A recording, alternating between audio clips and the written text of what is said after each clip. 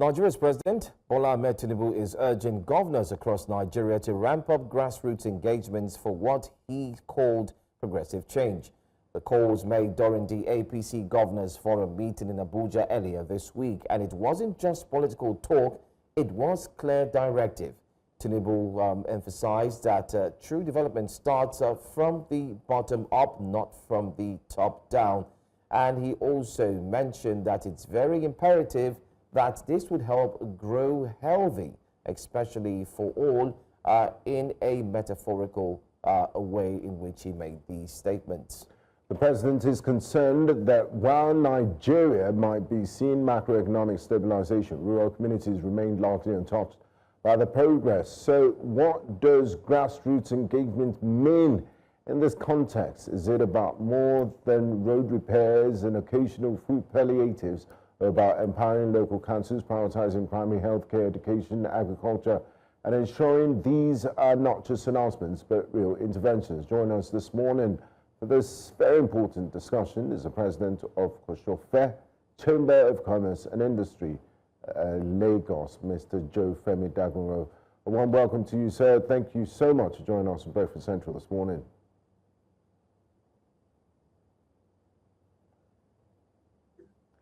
Now, Mr. President has charged Nigerians that, grassroots development should be catalyst for development. What do you make of this statement, and how do we ensure that it's not just lip service? How do we begin to feel the impact? Just recently, Lagos State conducted local government elections, and the results were overwhelmingly won by APC. So how do we see this talk translated tangible things for the community? How do we make sure that the grassroots really have a feel of governance?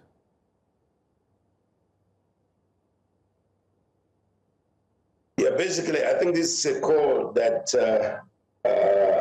is made at this appointed time, and it's very, very crucial for us to look at it as an important call.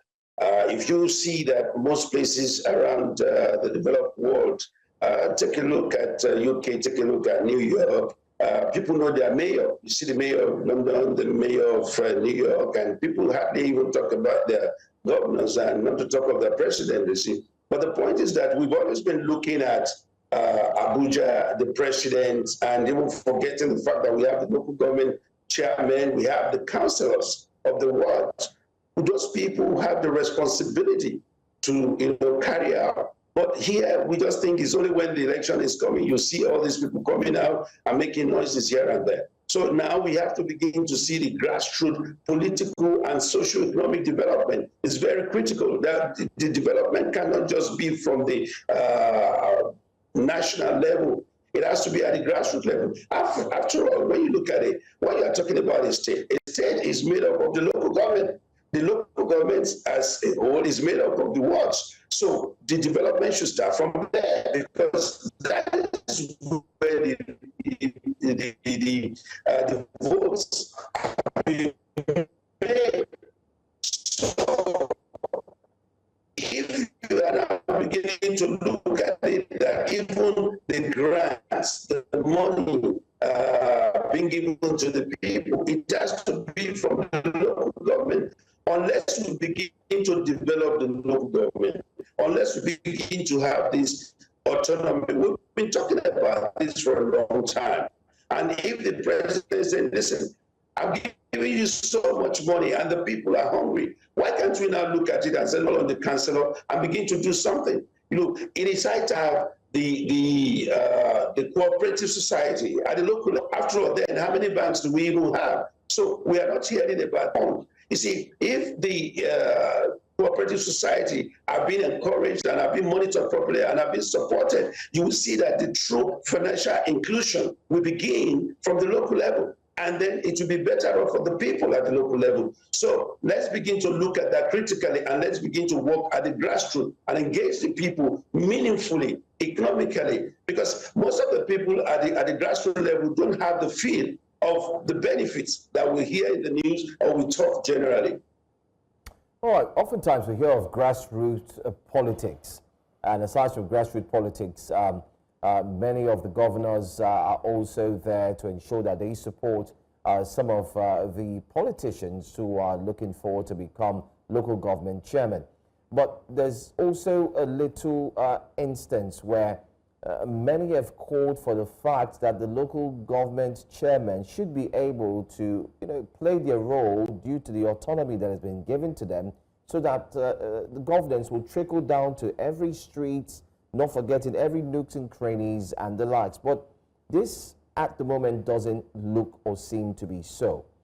What do you think is hindering the advancement of the autonomy, which has been passed from the presidency to impact heavily on the lives of the people? Can you just come again with the question? All right, I'm talking about the autonomy, which the local government does have. The local government chairman, they do have the autonomy where, of course, they can now have access to loans, access to monies from the federal government, and then they can carry out ensuring that the constituents also get a feel and benefit from governance. What do you think is hindering this process, especially from happening, and how do you think this is impacting heavily on governance? We've heard about this autonomy. We are reading a lot about it, but if you ask, some of them are saying, well, it has not been the way it should be. Though they're having more money this time around, they'll say, but the autonomy is not really there. And a lot of hurdles have been are still there for them to pass through. So it's good when we hear about this local government autonomy, money coming to them directly, and trying to do both. Let's begin to scrutinize their budgets as well. Let's begin to scrutinize as well. How many times do we see the local government representative being interviewed and being, questioned about some of the spendings? So even if you give them the autonomy, there should be scrutiny of some of the things going on, infrastructural development, and the way money is being spent. So now people are still in the dark to understand what is this autonomy all about, who is spending, how is the money being spent, and we have to, I think it is good for the federal government to be saying all these things, to be doing their own part. It is good for the state to do their own part. It is good for the local government to do their own part, but let us as people begin to understand and begin to ask questions and say, look, what is going on? Unless the people begin to do that, unless we begin to find out what is going on, not just waiting for them to send a bag of rice for how many people, a bag of gari or whatever. That is not what the people need, and that's what the president is saying. You are getting so much, and the people are complaining what's going on. So if the government says that, I think it's a very good statement to follow up and to say, we want to do more. I tell you what, we have a chamber here, and it's a movement. There is Badagry Chamber, there is Grassroots Chamber of Commerce, there is, chambers are coming up to develop a program and to help small-scale businesses. And when you hear the small-scale business owners, they complain there's no funding and it's difficult for them to get loans and whatever. We know this problem, and no one is saying the government should fund everything, but the opportunity for them should be there. And that is what the people want. They want opportunities and to be able to access funds, access infrastructure, access things that will make their business develop. So if you look at it today, you don't go to a local government and say, give me money. No, that is not what we're talking about. But if there is going to be, competition in procurement, let there be transparency. If all these things are put together and are being monitored, you have the state assembly, they have committees to monitor, they have their oversight functions. Let all these things work. And unless we begin to work with that, it's still going to take us a long time. Now, can you, let's talk local government. You did talk about scrutiny. Can you give us, and for ordinary Nigerians, for the most minute of problems, they are quick to point fingers at Abuja and say, it's the president's fault that this and that. And local government chairmen and even some governors have been getting away with murder, to put it in inverted quotes. They face less scrutiny. Everybody's, and I guess it's because the center gets most of the resources. But let's talk about your local government, Kosofe, for example. It's led by Honorable Moyo Ogunlewe, if I'm not mistaken, and he just won second term as local government.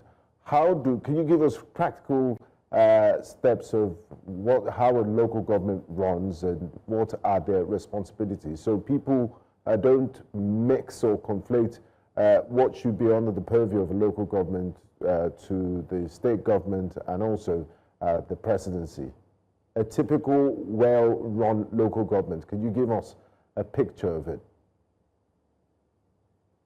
Well, it's a common thing, it's a standard thing. If you're asking me specifically about Kosofe where I belong, I can tell you that the gentleman has improved, has really improved on infrastructure. The streets, you see a lot of streets are being improved upon, tarred, and created a lot of opportunities for people. Yes, it's not, you see, he's done better than before. I can say that categorically. And that is why I think he has the opportunity, or he had gotten the opportunity to be voted for the second term. You see, the point is this: he's a young man, just above 40, and he's doing something that people in the past have not done. And that is what I said, look at the health center, for instance. It's building something unique for the health center. The health center has been improved upon. You see, it is the duty of the local government to create all the streets, roads, to maintain them, and to have local hospitals or health centers, to have schools and manage the schools. All these things are something that has to be done. But it's unfortunate that sometimes you see the schools are not being properly managed, or the roads are not being properly managed, and you have 4 years or 8 years maximum. So all these things, and you have the councillor. The councillor is representing the ward. And if the councillor is not good enough to even come up with ideas to make the ward, to be efficient in his job, then the problem lies there. So we have to begin to look at who is going to represent us at the ward, who is going to represent us at the local level as well. So now, when you have all the councillors being given the job to do, the councillor for work, the councillor for health, and all that, let us begin to see, look, there should be proper office or offices where you can make complaints, where you can ask questions. And in most cases, you don't have these offices. And even if you have the offices, sometimes you don't even have, people or what to do, who will take up your complaints and stuff like that. So it's a lot. And unless we begin to, put these things in places now, so that people will have a place to go, lodge your complaint or ask questions.